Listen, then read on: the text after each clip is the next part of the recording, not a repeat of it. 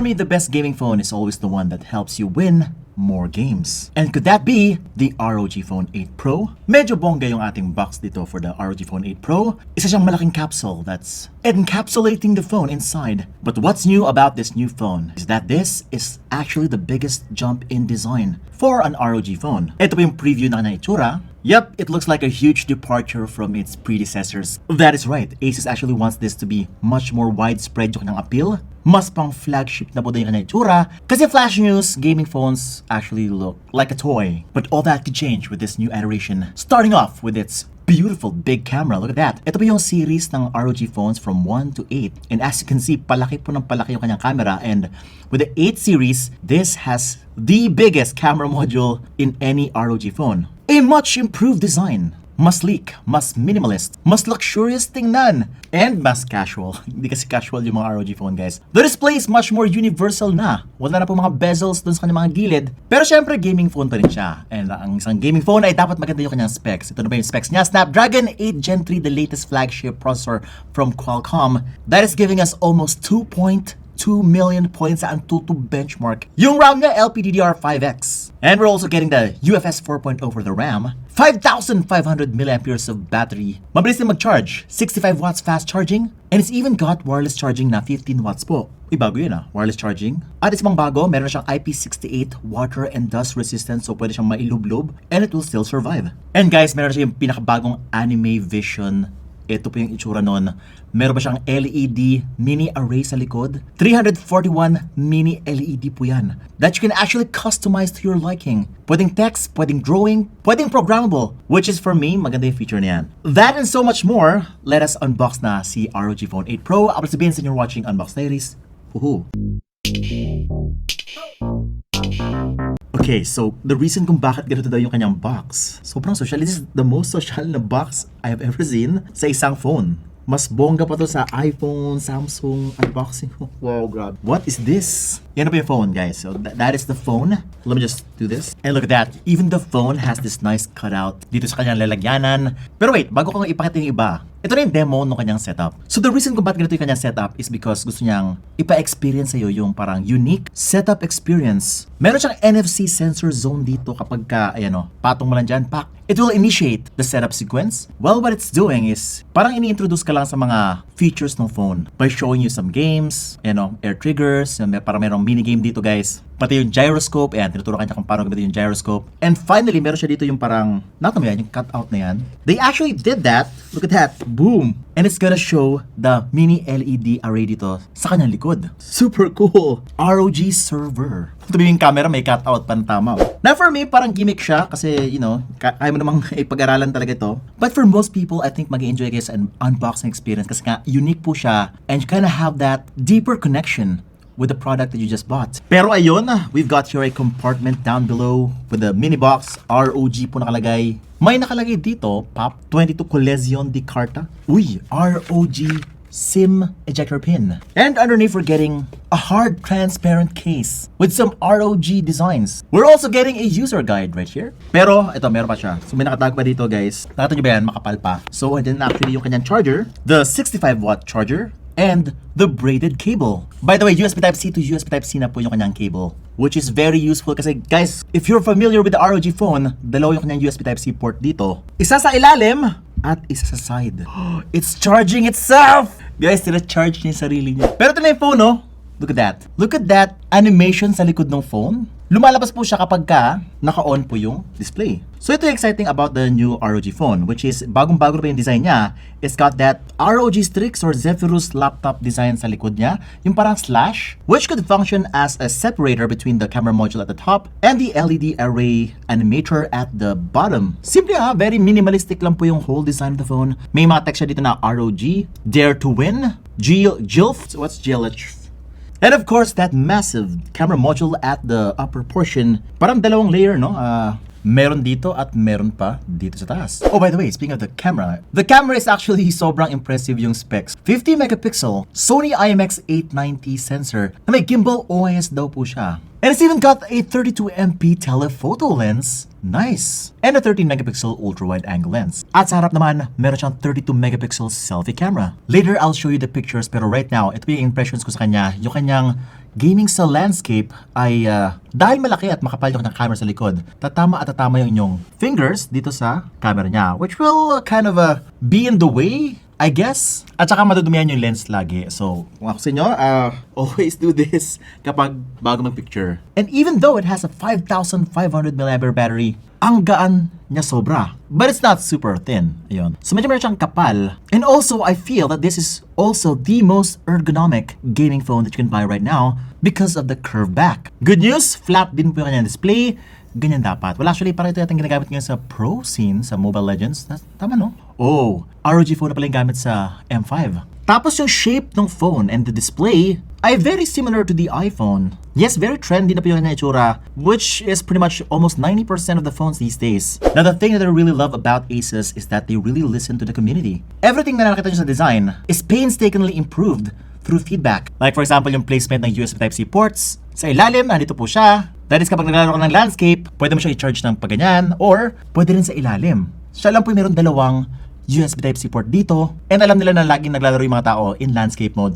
So that's why they did this. At syempre, kung gamer ka talaga, you will need that headphone jack. That's why it's still here. It's one of the only flagship phones out there na merong headphone jack. At syempre, meron siyang shoulder buttons dito, which they are calling the air triggers for some extra functionality sa games. This is essentially turning your phone into a gamepad, but it will not replace a true gamepad. Iba pa rin ang gamepad, guys, no? Yung kanyang ergonomic, yung shape niya, mas komportable, may grip pa yun. But still, this one still looks and feels like a phone.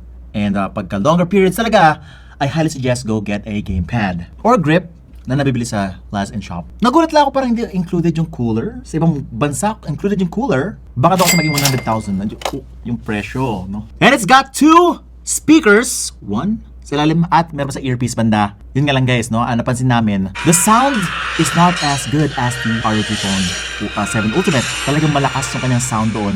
Mas room filling. Ito guys, medyo sakto lang. Sakto na lang yung kanyang volume levels. Dati kasi naka-front facing yung dalawa, up and down. Pero feeling ko dahil tinanggal na yung bezels dito, it actually needed to compromise some space. Yung display, sagad na kung sagad yung kanyang bezels dito. Punch hole, meron pa rin siyang punch hole dito. Dati kasi guys, meron siyang selfie camera na naka-embed dun sa kanyang bezel part. But now it looks like a typical Android phone. Metal yung body, antenna bands here and there, and you don't get a micro SD card slot, pero up to 1TB yung kanyang UFS 4.0 storage. Dual nano SIM card slot po yung available dito. Oh wow, ang smooth ng display. 165Hz. By the way, here are the display specs. It is a 6.78-inch, almost 6.8-inch, Full HD Plus Samsung Flexible AMOLED display na merong Corning Gorilla Glass Victus 2, up to 2,500 nits peak brightness na po siya. Meron din siyang HDR10 support, and it's also LTPO 1 to 120Hz variable refresh rate. And in terms of the display, grabe. Wala masabi? Top-notch display, top-notch refresh rate. Sobrang smooth yung galawan, whether it be the home screen, browsing on the web, social media, sobrang smooth lahat. Even yung sa pag-open ng apps, wala akong masabi. Sobrang snappy, sobrang mabilis. And congrats, meron pa siyang 4K 60 frames per second HDR sa YouTube. Kailangan po yan. Flagship ka, wala kang ganong feature? Good thing meron dito. By the way, what is the Antutu benchmark on this phone? Almost 2.2 million Antutu benchmark points. Sobrang bilis na po niyan. That is a peak of Antutu scores right now. Pero right now, this year, this time, as of recording, ito na po yung mabilis. Now, diretso na sa kanyang mga unique features. The thing that I loved about the gaming experience on the ROG Phone 8 Pro is that it delivers this very unique experience on helping you win more games. Syempre, andyan na yung air triggers to help you out on the scoping and the firing. Anything that's repetitive clicking is pwede mo assign dun sa air triggers. Meron siyang left and right trigger right here at the top or sa sides. But as per Asus, hindi na po siyang the same advanced air triggers that you experience on the ROG Phone 7 Ultimate. Parang medyo mas basic na siya ngayon, no? Parang repetitive clicks yung ginagawa niya. Wala na po yung parang long press tapos meron siyang gagawin. Wala na po yung swiping dun sa kanyang triggers for it to do something. Baka based on feedback, baka hindi naman daw siya kailangan, no? Also, game mode is back. Pero ang tawag sa kanya ay Armory Crate. Isa po siyang app dito that when you open it, it will show some advanced gaming features. And when you open it, parang dinala ka sa console mode. Ito yung parang katumbas ng game space from other phones or Game Turbo. It will unlock some extra gaming features na hindi siya lalabas sa usual na setup. And when you're playing games, ito po yung lalabas. Meron po siyang panel dito sa ilalim na kapag in-swipe mo dun sa corner niya, pwede sa upper left or pwede sa upper right corner na screen nyo. And this X mode, Game Genie, ang dami naman X mode, Game Genie, has a lot of settings that you can play with to enhance your gaming experience. Like the usual, do not disturb mode, walang notifications, walang calls, real-time info, your CPU and GPU information, FPS counter, meron din po siya. Pero what's new here is the AI software na in-include nila to help you achieve more when you're playing a game. Pero napansin namin na parang sa Genshin Impact siya optimized for the AI features. For example, this is the ROG Instant Master. Meron siyang dalawa dito na Genshin Impact Vaporize and Genshin Impact One Tap. I think it's a bunch of commands na pwedeng ulit-ulitin na pinrogram siya to do a specific task para hindi ka na mahirapan dun sa inyong laro. Now, once you download the preset sa ROG Instant Master, punta ka dito sa panel ulit, meron ditong macros, and here, you can activate your macro. Like for example, auto run, no? Kung ayaw mo laging tumatakbo, meron siyang special button dito na pwede mong pinutin, toggle mo lang yan, at tatakbo siya by itself. Also, meron siyang auto pickup. Kapag meron mga items or mga prutas na nahulog, automatically pipick up niya. Tapos meron pa siyang speed up conversation. Parang minamadali niya yung conversation kapag meron kang kausap na NPC. Pero I think what it's doing is parang tinatap niya lang yung screen by itself para lang matapos agad yung conversation. Yung first two na mention ko, sobrang useful nun. Pero ito naman parang useful lang siya sa mga second and third playthroughs nyo. Or kung nag-speedrun kayo kasi nga may mga information na kailangan talaga. Kasi parang ninenext niya agad yung conversation, minamadali niya. So baka meron kayong di ma-pick up dun sa sinasabi ng NPC na meron kailangang puntahan, kailangang item, hindi siya makakatulong sa inyong first playthrough. Pero kung speedruns, yes, definitely. Also, meron siya yung parang automatic combo ng skills or effects. Under doon sa macro, yung parang nag-i-switch ng mga character para yung mga ultimate, meron siyang chain. May sequence na pwedeng i-trigger para sunod-sunod agad yung inyong ultimate. Na speaking of Mobile Legends, actually overkill to sa Mobile Legends. May nakita pa nga akong Mobile Legends na version ng ROG Phone 7. But I don't think you actually need this phone just to play that game. It's totally overkill. You don't even need the air triggers. And that's the reason kung bakit siya rin yung ginamit sa M5. Because I don't think meron siya mga special features that will give you a unfair advantage against your enemies. Ang advantage lang talaga niya is yung comfort nyo when charging the phone. Kasi nga, kapag landscape, meron po siyang USB Type-C charging port dito sa kanyang side. Now in terms of the settings, right now, hindi pa nagbabayad ng Moonton tax si Asus. So kailangan na lang i-contact si Moonton. Hindi naman to issue talaga ng phone. It's actually something na issue kay Moonton talaga. Usually kapag by default, sa isang smartphone, kapag meron siyang high refresh rate, nagsu-super refresh rate lang po siya at ultra graphics. But for a phone to get ultra refresh rate, baka kailangan pa ng lagay. Pero legit yun, baka in the near future, magkaroon ng ultra refresh rate to and ultra graphics. I cannot judge it right now. Pero yun nga, as a gaming phone, it's limited by the setting of super refresh rate. So 90 FPS lang po, hindi po 120 FPS yung may experience nyo if you try to play Mobile Legends on this phone. So Call of Duty naman, kumpleto. Ito talaga meron silang parang collaboration talaga. Feel na feel mo talaga from the settings pa lang, dito na yung parang collaboration nila. Ultra, max graphics, bihira lang po yan, no? Sa mga cellphone. Kailangan best friend mo yung head developer siguro na Call of Duty para magkaroon ng ganito. One of the rare phones to have these settings. Pero naka-medium graphics lang po siya kapag naka-ultra refresh rate or frame rate. Overall, wala akong masabi, sobrang smooth. 120 FPS the game sa Call of Duty dito. Very smooth din yung kanyang gyroscope, very responsive, accurate din. And again, malaking tulong po talaga yung air triggers, lalo na sa game na to. It helps give you that feeling of a gamepad because of the trigger buttons. And the graphics definitely looks very optimized, no? High resolution, pang PC yung datingan ng graphics. With the shadows, the effects talagang ginalingan, no? Kulang na lang ray tracing. Siguro in the near future, baka may ray tracing na si Call of Duty. Sa Genshin Impact naman, yes, 60 FPS po, max lagi. So this is the peak of Genshin Impact performance na on a phone. Snapdragon 8 Gen 3 is very optimized for this game. And, since Snapdragon 8 Gen 3 siya, baka pwede ka mag-emulator dito, like Yuzu emulator. Kasi nga, it's limited lang po sa Snapdragon, yung Yuzu emulator. Doon siya optimized. Pagka Dimensity, baka mag-crash lagi ang inyong emulator. Bawal ko ipakita yung Yuzu dito, mademanda ko ni Nintendo. Dito to yun.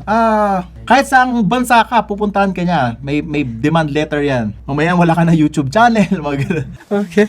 O nga pala, nakalimutan ko si AI Grabber, no? This is a very useful feature, especially kung hindi ka pa sobrang addict dun sa game or parang bago ka lang. Like for example, sobrang daming lore, items, description. Dito sa Genshin Impact, you can actually press the AI Grabber. Meron pa siya parang snippet dito na pwede mong i-place anywhere on screen. Pero i-indicate mo yung text dito. So dito mo lalagay yung text. Yan yung parang i-search mo sa browser. Yes, that's right. After you select that part of the screen, then select the keywords. Tapos lalabas po yung browser. Ayan. So you can instantly search whatever you want to find out in-game. Now hanggang dyan lang muna yung sa gaming, baka maging 2 hours na tong video na to. But are you ready for this big feature at the back called the Anime Vision, which can be found in the Armory crate. At dito, pwede mong bago-baguhin ang nakasulat sa likod or nakadrawing sa likod per functionality. Let's say for example, nagre-record ka ng video, when you press the record button, lalabas po yung specific na action or drawing sa likod ng kanyang phone. Ayan na, pwede ka mag-drawing, wag lang bastos. Pwedeng heart, ayan, heart. Para mas madali, kung text na naman, pwede mong actually type yung text na lang. Tapos meron siyang 3 available na font style. For the text, meron siyang parang boxy and then the curvy part. Baka pwede pa ito update in the near future. Mas marami pa siyang features na i-introduce. So, for now, ito lang po. But yes, when charging, kapag may stopwatch, iba't ibang effects ang pwede mong i-assign sa kanya. That is 341 mini LEDs. Sobrang daming combinations nun. And for me, parang very useful siya kapag gusto mong alamin yung oras, yung charge ng phone mo. Parang I kinda add some extra flair to your personality with this kind of feature. Kasi now, you can actually flip the phone to its back and still get to see your time and yung charge ng phone nyo. And now, the camera. Asus wants you to make this your main phone. Goodbye iPhone and Samsung. Benta nyo na daw. Ito na daw, yung isang phone na lang. Dahil yung kanyang camera, ito na po. Again, Sony IMX890, 50 megapixel, triple camera setup sa likod, at ito na mga pictures. Now, definitely it's a much more improved camera compared to its predecessors. And it's actually a much more improved camera than the non-pro version. Kung si non-pro version, phone 8 lang, ay medyo processed yung mukha, yung colors, yung background blur. This one looks much more like a true camera. Hindi sobrang OA, hindi sobrang sharp. You're also getting excellent autofocus. At sa video guys, ito po yung kanyang stabilization. Very, very smooth. Ang tawag nila dito is hyper steady, pang cinematic shots na po to. And you can even record up to 8K 24 frames per second. But who actually records 8K? Madalas talaga 4K 60 frames per second yung gagamitin mo dito. And for the most part, talagang matindi ang kanyang camera, especially on the stabilization. Kaya lang guys, hanggang adaptive stabilization lang po yung kaya niya sa 4K 60 frames per second. You only get the hyper sa 1080p 60 frames per second. Meron rin po siyang HDR sa video, kaya lang hanggang 1080p 30 frames per second lang with HDR na po. Pero grabe yung low light dito The low light capabilities on the camera, essentially the biggest jump from its predecessors. Before kasi sobrang noisy, sobrang hindi okay yung image quality. But now, oh my god, finally we're getting a low light beast on an ROG phone. Now I can't say na super accurate ng colors niya. There's some parts na medyo saturated yung colors. Pero comparing it to the non-pro version, grabe yung contrast and yung software processing talaga ni ROG Phone 8 lang. Yung pro version talaga guys, mas pro yung dating sa akin. Mas neutral yung itsura niya. Pero there are some parts na medyo green talaga yung greens, mas in-enhance yung mga yellows. Pero kasi sobrang OA dun sa non-pro version. Ito naman, sucks lang. Now the cameras are great, pero hindi siya kasing league talaga ng mga iPhone, Samsung, but it's 80% almost there. Yun ang mahalaga. It's getting to a point na talagang matindi na. Iba kasi talaga yung R&D ng mga malalaking brands na yon. Si Huawei, si Apple, talagang binubuhos nila yung pera nila just to improve the camera. Pero right now, natutuwa ko kay Asus kasi nga talagang ginagalingan na niya. Finally, we're getting this level of camera. Kasi, guys, compared sa mga previous nilang mga phones, malayo po yung difference. Ito po ay leaps and bounds a different camera. Guys, murang-mura lang tong phone na to. Well, that is kung 7-digit earner ka. The ROG Phone 8 Pro, 16 gigs of RAM, 512 gigabytes of internal storage, and no, hindi po to extended RAM and ROM, 60,995 pesos. Tapos yung 24 gigs naman plus 1 terabyte is 75,995 pesos. Oh, by the way, the ROG Phone 8 na non-pro version, ito po, 12,256, 50,995 pesos. Wow! Ang mura! Nakakamura! The joke lang, kasi ibang klase na po talaga to guys. And the entry point is 51,000 pesos for the ROG Phone 8. Ito po yung tsura ng ROG Phone 8, which is sharing a slightly similar design. Minimalistic na po siya. Kaya lang glossy yung back, wala pong LED array, and yung camera hindi kasing ganda ng Pro version. But everything else is the same. The processor Snapdragon 8 Gen 3, so kung di naman important sa iyo yung parang pailaw sa likod, yung kanyang camera is okay na yung itsura sa, which is gagawin ng review talaga nito. And look at that, RGB sa likod. Ito, simple lang. But other than that, they're pretty much the same. So will you go for the 51K na lang or mag-add ka ng 10K to get a much more flagship-like look and LED array? So guys, if you wanna see the full review of the ROG Phone 8 non-pro version, mag-subscribe ka lang, hit the bell icon so that you don't miss any of my great content. Vince, and you're watching Unbox Diaries. Ooh.